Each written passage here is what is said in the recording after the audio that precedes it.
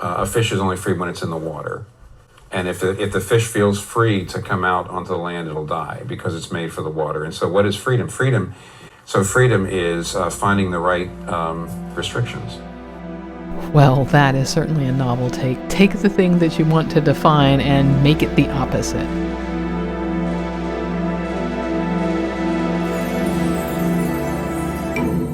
Hi, my name is Scarlett, and I'm an atheist and skeptic, and I've been looking at the concept of Christian freedom lately. Today, I want to dissect a video by the Gospel Coalition that appeared in 2016. The three men are there ostensibly to discuss how Christians should engage people who think differently than them on issues of sex. The presenter, Kevin DeYoung, lays out that this is about preparing pastors to go out and be persuasive against the culture. They aren't looking to go out and understand others, learn about the way the world works, and ultimately be accepting of others' differences. No, this is a culture war, after all. Someone has to win it, damn it. I want to focus on this 3+ minute section where Tim Keller avoids the discussion of sex or anything, avoids actually saying what the Christian message is, because, yeah, any sex that is not two cishet straight people in a God-approved marriage, that sex is bad, it's a sin, etc. Instead, he goes straight for the concepts of freedom, identity, and again, not with an eye to understanding other people, but with wanting to confuse other people and muddy the water about what we're even talking about here. All right, for clarity, my idea about freedom is that individuals have control over their lives. Each person should be able to make decisions regarding their identity, what they believe, what their interests are, marriage, jobs, and so on, as long as they're not impacting others negatively, harming them, and so on. And yeah, freedom is not absolute, just to be clear. Just because you want something doesn't mean you'll get it. Choosing freedom also doesn't guarantee success. And there are laws and restrictions, and other people have freedom, and freedoms can come into conflict. I could go on. It's a very complex decision, but the main idea is that we should have a certain amount of control and power over our own lives, and other people shouldn't control that. All right, let's move on to Keller and see what he does with this discussion. And as we listen, let's count how many times Keller uses words like undermine. Away we go. Time in Manhattan and how to deal winsomely with these issues. I'm forced to. If you didn't hear, Kevin talks about Keller being in Manhattan and having to deal with discussions of sex all the time, because Gotham, am I right? I don't know if they intend to take a swat at New York here, but really Manhattan has a large, diverse population. Not just evil atheists either, lots of other religions, and also tons of tourists coming through. No surprise that there are people that are different from you and from each other. Well, if we're trying to, how do you undermine the cultural narrative of sexual freedom? I would actually say, undermine, number one. We're undermining the cultural narrative, not how do you understand people, not how do you talk sincerely, not how do you try to understand the other. Undermine. That if you talk about sex too much, then people say you're obsessed with sex, in spite of the fact that, I always say I only answer the question as often as I'm asked, and I'm asked all the time. I feel like Keller is being disingenuous here. Like, we're not the ones obsessed, you're obsessed. Christians have opinions on sex and gender. The Bible has a lot to say on the topic. Topics on sex and gender are preached from the pulpit. The religion posits correct ways of being sexual, i.e., a straight couple in a God-approved marriage. Christians who are asking are likely concerned that they adhere to biblical notions of sexuality. They want to make sure that their soul is going to the right place based on the kind of sex they're having. So, Tim Keller, you are going to be asked. Also, people looking to join your church might be curious if their ideas align with yours. It's just funny to me, though, because I feel like Christians do have a lot to say on sexuality, and then they act really surprised when you ask questions and you want to get to the bottom of it. All right, let's move on. But I think you can more often preach and talk about the underlying, the foundations of the idea of sexual freedom is first of all, the view of freedom. In other words, you can talk about freedom. Say, okay, well, how do you define freedom? Don't talk about sex right away. Wow. Okay, so don't talk about sex at all. You're asked about sex. But we're going to talk about freedom. We're going to undermine the idea of freedom. Go on. if you actually start talking about, well, how do you define freedom? What does it mean to be free? People will sit still and listen to you, and you can undermine the narrative of freedom, and then also identity. How do you get an identity? And let's not talk about sex or gender. Let's talk about that. All right, that's undermine number 2 for those of you playing at home. So we're going to undermine the idea that people can define themselves how they see fit. We're going to go after freedom and also identity. Okay. And I found that people sit still longer, and actually they often don't think that deeply. So, for example, Oh, people don't think that deeply. Well, I don't know. Maybe if you're just stopping random people that are not prepared to answer your question, or if there are people in your parish that really do need some guidance, okay, but what people are you talking about here? Do you think people on a gender journey don't think deeply, that they're not in therapy, for example, about how to feel about their gender? Or that gay and lesbians who may have decided to go against tradition, religion, and so on have not thought about what they're doing? What people are we talking about, Tim Keller? years ago, when I was when Grandpa Keller was a young man, there was a little book, a little InterVarsity Press book called "Becoming Free" by Charles Hummel, in which he used the idea that a fish is only free when it's in the water. Okay, so now we're telling a parable about identity, and we are comparing people to fish. And fish are only free in the water, so people are only free when they're breathing air? Let's go see what he says. And if the fish feels free to come out onto the land, it'll die because it's made for the water. And so what is freedom? Freedom is actually, it's not free when it's dying. So freedom is finding the right restrictions. It's not the absence of restrictions. It's finding the right restrictions. So the restrictions that fit in with your nature. Freedom is finding the right restrictions. What kind of Orwellian doublespeak is this? Look how pleased he looks too.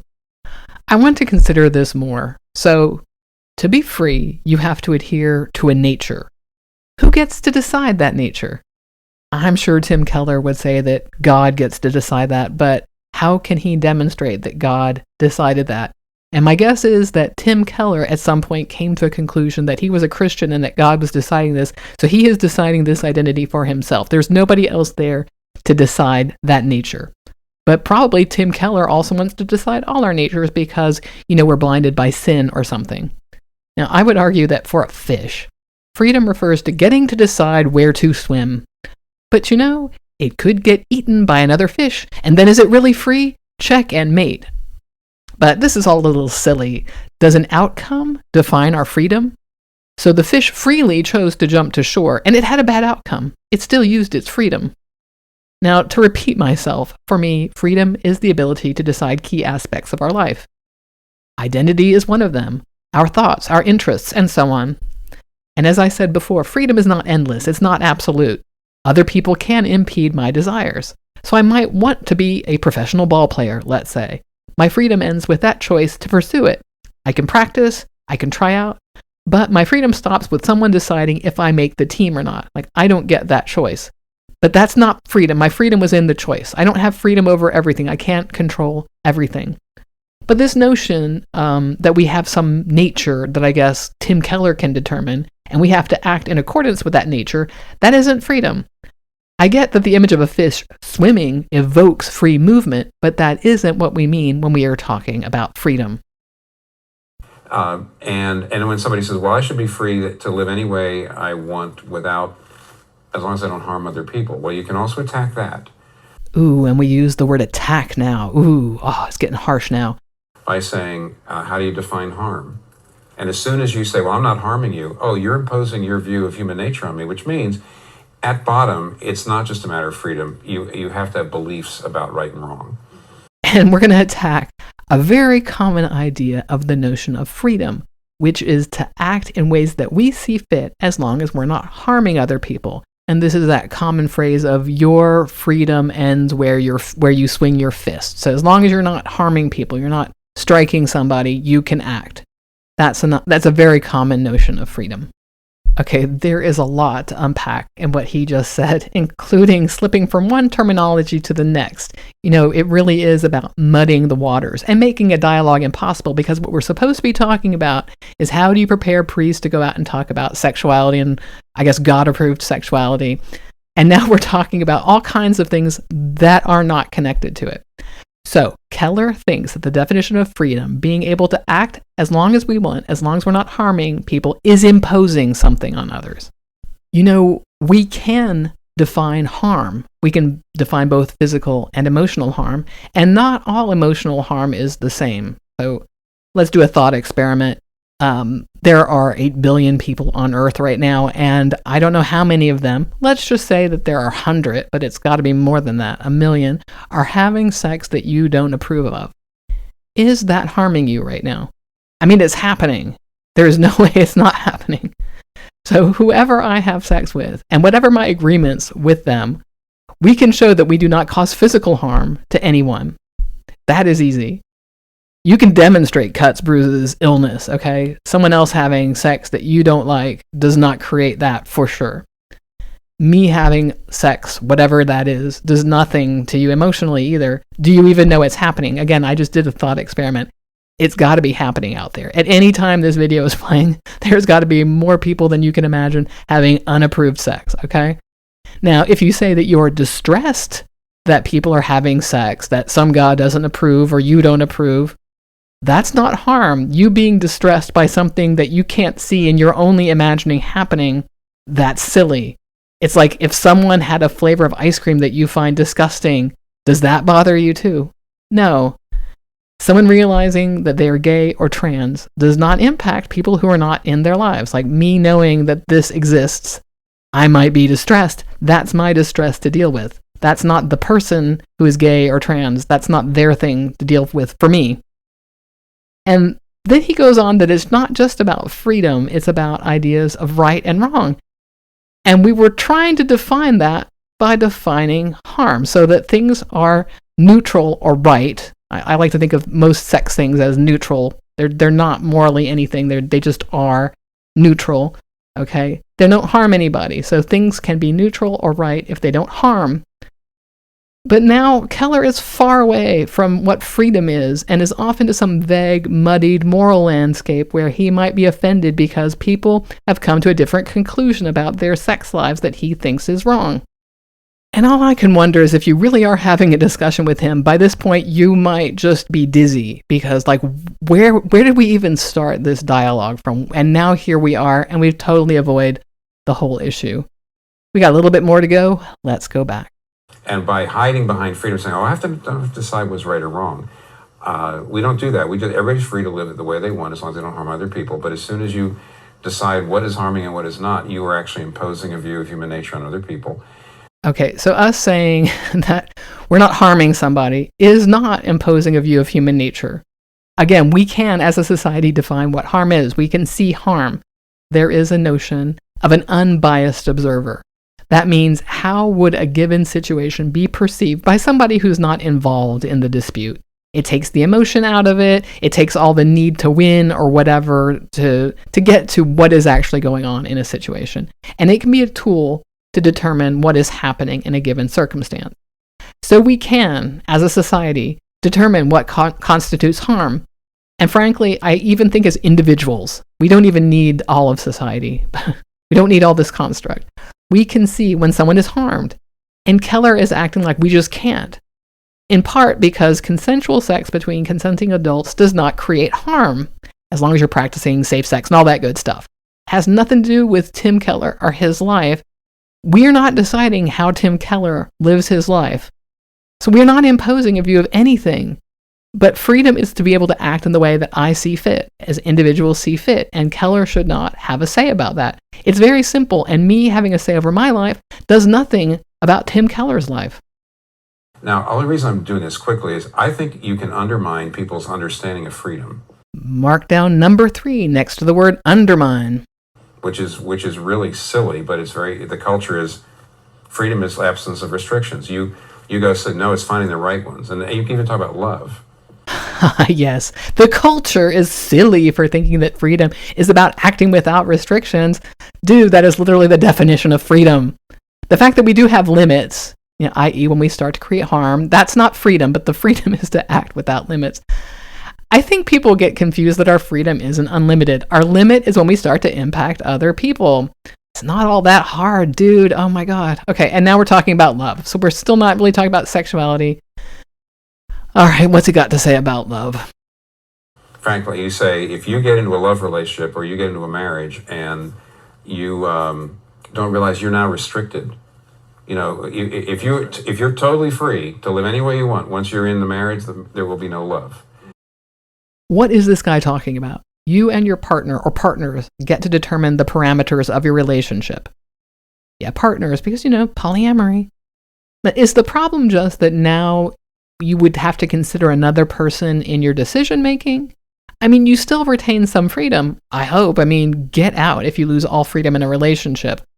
But you don't need to have absolute freedom to have freedom, right? And because there are some restrictions, that doesn't define the freedom. I don't know. Let's keep going. And the closer the love relationship, the more you actually have to do what the other person wants and they have to do what you want. I think I know what this guy means, but we are so far afield of freedom. So we have the freedom to be in the relationship. Okay, that's the choice that we made. Usually people in relationships make compromises because you start to bump up against each other's needs, desires, etc. So relationships, right? We often give up aspects of freedom. We freely choose to do something another person wants. But this is ridiculous to think that you should give up aspects of yourself. You should be able to keep your interests, your identity, and more. And you don't need to do everything together. Go have friends and enjoy things your partner doesn't. Duh. If someone wants you to change to be in a relationship, fuck them with a cactus while they walk on Legos. Seriously. And the culture's understanding of freedom means love is impossible. What? Love is impossible because freedom? Oh my God, you are so fucking clueless or disingenuous. You can still be free to make choices and still have to compromise. I mean, these are different things. I guess the confusion is the absolute freedom. Like, sure, we can't do absolutely everything we might want to do because of other people and we choose to consider them, but come on. The culture still can have freedom and have people in love relationships. You just don't get it. Now, that whole approach, I think, undermines. It makes it harder for people when you get to sex to suddenly say, I should be free to live any way I want. So I find, go after the underlying narratives, how you define identity, how you define freedom. And then when you turn to sex, if they've heard you talk about that, you don't have as hard a case to make. Or people walk away because they realize what a fucked up authoritarian you are. Oh, and for those who counted, that was number 4 of Undermine. Okay, seriously, that's all we're going to watch. My main issue is how Keller lumps just anything good under the umbrella of freedom, which is something I've noticed in a lot of other Christian discussions of freedom. Like, oh, we think freedom is a good, so therefore everything that we think is good has to be lumped under freedom. So let's be clear. When we start to think about our values, we can identify multiple concepts that are meaningful, that are goods in philosophical terms. We might value freedom, human connection, love, friendship, loyalty, so on. There are a lot of things that you can identify as goods. Some of these values could come into conflict, and we make decisions about what is important, how we negotiate tensions. I want to make some decisions about my life. I have people in my life. Sometimes I decide to do something for a person in my life instead of do something selfish. I use my freedom to make that choice, and I realize I give something up, maybe stuffing chocolate in my face. I might want to go on vacation at the shore, and my husband might want to visit a museum. We find a compromise. My freedom is in deciding what is important in that moment. Keller doesn't want to negotiate any of this. And of course, this is all about issues of sex, gender, and probably tied up in issues of changing notions of LGBTQ+ issues. Although he doesn't lay it out, I am sure that he thinks that God created us with a fixed gender/sexuality and the correct attraction. And anything else is a sinful deviation from God's plan. Because remember, the only proper Sexuality is a cis-het couple in a God-approved relationship trying to get some kids. So instead of laying that out, because that's not cool, that's not hip, we try to muddy the waters on what is freedom. And freedom is being able to make these determinations for yourself, being able to think through the issues for yourself. So don't fall for this act that Keller is doing of, like, instead of talking about issues of sexuality, he's talking about freedom. Deciding what your gender is, what your attractions are, who you want to spend your life with. These are not comparable to a fish in water. And this notion that you are imposing your idea of harm is ridiculous. He is ducking out of the conversation because, frankly, he doesn't have a rational basis for what he thinks. His answer is, well, this is what God wants. And literally, this isn't what God wants because there's no God talking. It's just people. It's just people like Keller. Anyway, those are my thoughts on this. Do you have any thoughts on this? Put them in the comments below. And while you're down there, you can like, subscribe, and do all of the YouTube stuff. You're on YouTube, you know what to do. And if you like what I do, you can buy me a coffee. That link is in the description below as well. I appreciate all the people who've given me money for a coffee. I've had many coffees. Thank you so much. And I'll see you in the next one. Bye for now.